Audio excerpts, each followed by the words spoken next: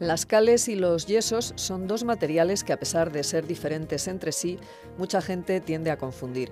Quizás sea debido a que a lo largo de la historia se han usado indistintamente con la misma finalidad e incluso mezclados entre sí. Para hablarnos de las características de la cal y del yeso y de los usos que tienen estos dos materiales, especialmente en la pintura mural, contamos con Antonio Perla, que es profesor de Historia del Arte en la UNED.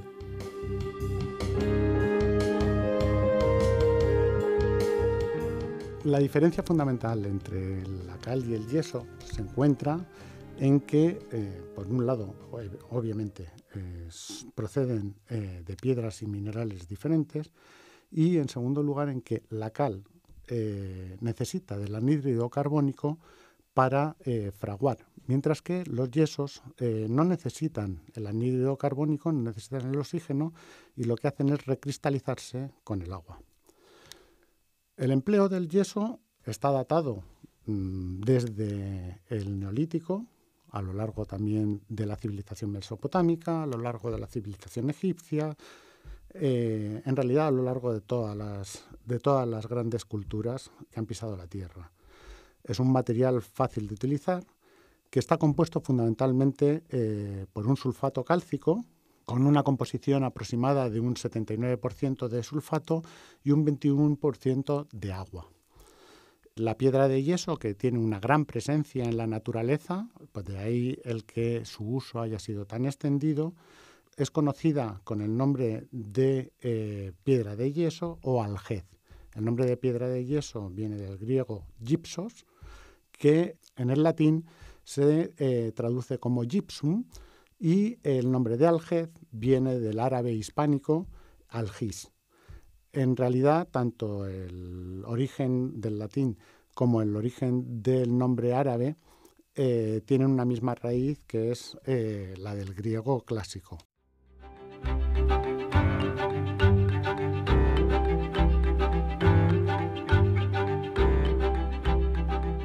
La piedra de yeso, lo que se hace con ella es calcinarla en el horno y someterla a una cocción de tal forma que, dependiendo de la temperatura que alcance, va a adquirir unas capacidades u otras. Si se cuece a una temperatura de entre 100 y 180 grados, lo que obtenemos es un yeso apto para la construcción, para aparejar, para montar fábricas, para unir ladrillo, para unir piedra y demás. Si lo sometemos a una cocción de entre 180 grados y 200 grados, lo que obtenemos es un material propio y apto para preparar estucos y para modelar.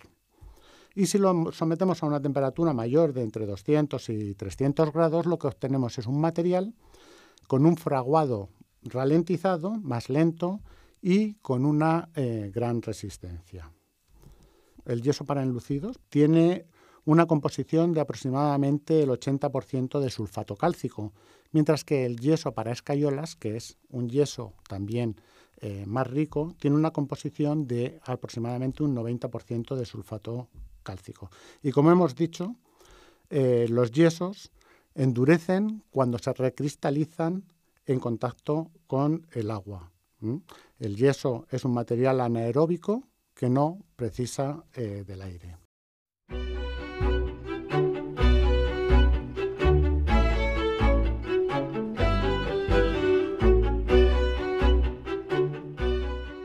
Las cales, bueno, en primer lugar tendríamos que decir que existen dos tipos de cales fundamentalmente, que son las cales aéreas y las cales hidráulicas.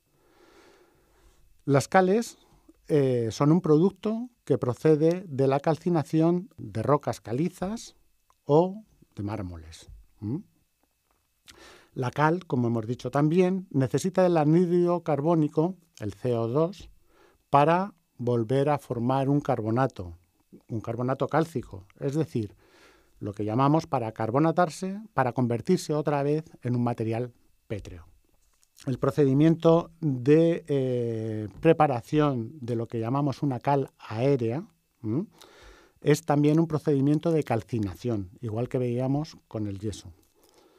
La calcinación de las calizas Si estas calizas están formadas por un porcentaje de más de un 85% del carbonato cálcico, y si tienen menos de un 5% de arcilla y menos de un 10% de arcilla, lo que tenemos es una preparación de una cal aérea.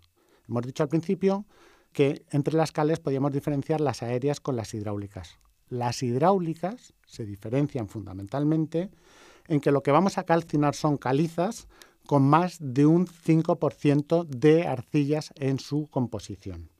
En el proceso de cocción, un proceso al que se va a someter las calizas a unos 900 grados aproximadamente, lo que ocurre es que el carbonato cálcico se descompone en dióxido de carbono y el dióxido de carbono, se volatiliza y el otro componente que queda es un óxido cálcico.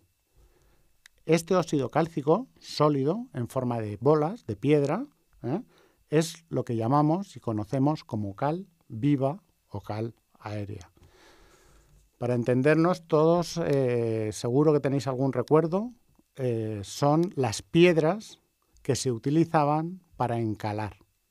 En los pueblos se hablaba y se decía, esta es la piedra de encalar.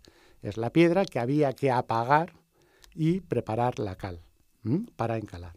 El apagado de la cal se hace con esa cal viva, con una adición de agua que suele consistir en el doble del volumen de agua que el volumen de la piedra que vamos a apagar. Al apagarla con agua, lo que creamos es un hidróxido cálcico, que es esa pasta fina y untuosa que conocemos como cal grasa. Esta cal grasa la podremos mantener durante todo el tiempo que queramos. De hecho, cuanto más tiempo la mantengamos, más capacidad y más características de adhesión y de elasticidad va a tener, y la mantendremos siempre que la tengamos cubierta por una película de agua, porque esa película de agua es la que va a impedir que el oxígeno la carbonate y vuelva a convertirla en piedra. Por eso, en las construcciones tradicionales, lo primero que se hacía siempre era preparar la cal. Era el primer proceso de todos. Se solía hacer, depende del tipo de construcción, pero se solía hacer a la par que se cavaban los cimientos.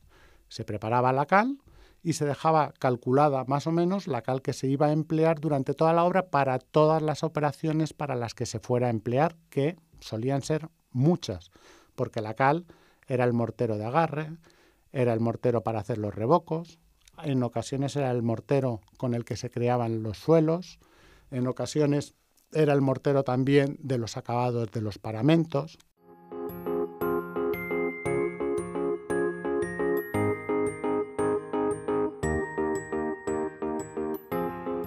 La cal tiene unas características, el yeso también, pero tienen unas características fundamentales hidroscópicas. Además, mantienen la temperatura de los edificios, tienen muy buena resistencia a la fractura y demás.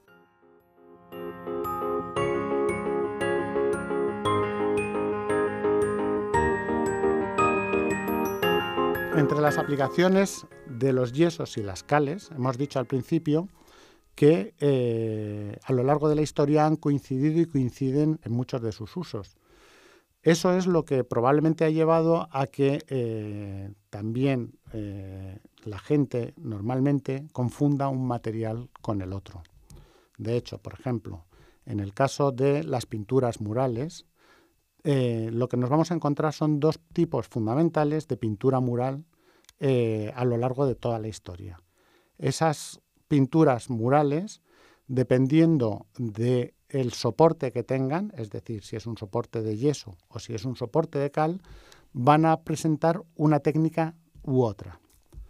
La pintura mural, cuando decimos que nos encontramos ante un fresco, lo que estamos hablando es de un soporte de cal. Podemos encontrarnos también con un mesofresco. Si estamos hablando de un mesofresco, también estamos hablando de un soporte de cal. Si hablamos de una pintura al seco, estamos hablando de un soporte de yeso. La pintura al fresco se basa fundamentalmente en el principio que he comentado antes, es decir, en la carbonatación de la cal. Un principio que podemos ver en las pinturas rupestres. Las pinturas rupestres se aplicaban, como todos sabéis, en las paredes a base fundamentalmente de óxidos minerales, sobre todo hierro, y de carbón. Se aplicaban en unas paredes que, como también sabéis, por la propia naturaleza de las cuevas, casi todas estaban compuestas por terrenos kársticos. De ahí la formación propia de la cueva. Los terrenos kársticos son terrenos en la roca de cal y que, por su propia naturaleza, lo que hacen en el interior es rezumar el agua que se filtra a través de sus paredes. Ese agua que se filtra a través de las paredes, que es la misma que crea las estalactitas y las estalagmitas, con el mismo principio, lo que hace es arrastrar la cal, es decir, es un agua de cal. Al recubrir las pinturas de los hombres prehistóricos, lo que hace es recubrirlas, carbonatarlas y protegerlas. Ese es el principio por el que se han mantenido y han perdurado las pinturas hasta nuestros días.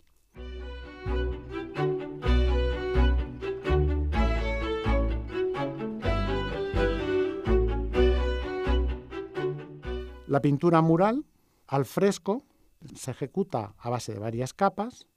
Una primero, que es la que se denomina arriccio.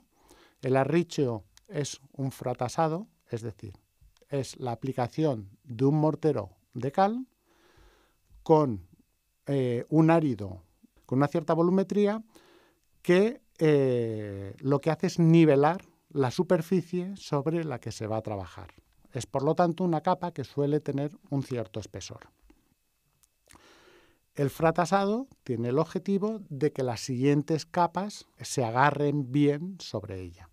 Una vez creada esa capa de arriccio, que puede consistir no solo en una capa, sino en varias, depende de los espesores, se aplica otra capa, que es la que se denomina la sinopia.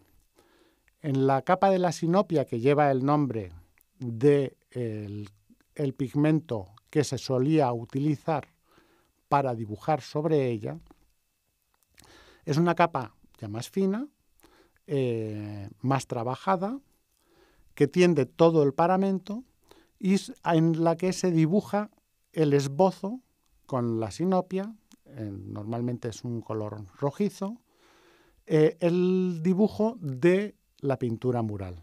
El dibujo se traspasa a la superficie o bien mediante una cuadrícula de forma directa. Esto sabemos también que depende de la época en la que nos encontremos, o a través de una técnica que es la del estarcido, que es preparar el dibujo en un cartón o en un papel previo, agujerearlo y espolvorearle polvo de carbón para que se marque en el paramento. Obviamente, es decir, cuando todavía no existe el papel, no se utiliza el estarcido sobre papel. El sentido de la sinopia es que una vez que tenemos la composición, nos va a servir de guía para hacer la siguiente capa, que es la del intónaco. El intónaco es la capa final, es una capa muy finita y que solo puede crearse cada espacio que va a durar una giornata. ¿Por qué? Porque la pintura al fresco, como su nombre bien indica, tiene que hacerse con la cal en fresco, con el lucido en fresco.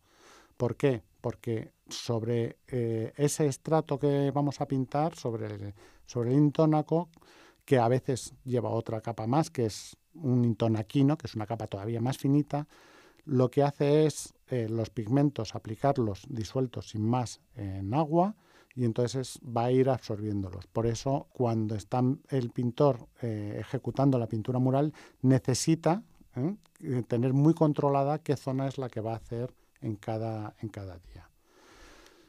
En la pintura al mesofresco, como os he dicho al principio, lo que se hace es aglutinar los pigmentos en agua de cal, y es ese propio agua de cal la que va al carbonatarse a fijar el pigmento. En esta pintura ya el paramento está tendido de forma uniforme, es más fácil pintar con ella, lo que pasa es que el nivel de penetración del color es más pequeño. Y en la pintura al seco, lo que se hace es tender el paramento en yeso, con un enlucido de yeso, y una vez que ha secado perfectamente y está perfectamente uniforme, se pinta con los pigmentos en un aglutinante. Ese aglutinante normalmente suele ser el temple, con yema de huevo, y lo que tenemos entonces es la aplicación de una película pictórica que no tiene capacidad de penetración, sino que queda en superficie.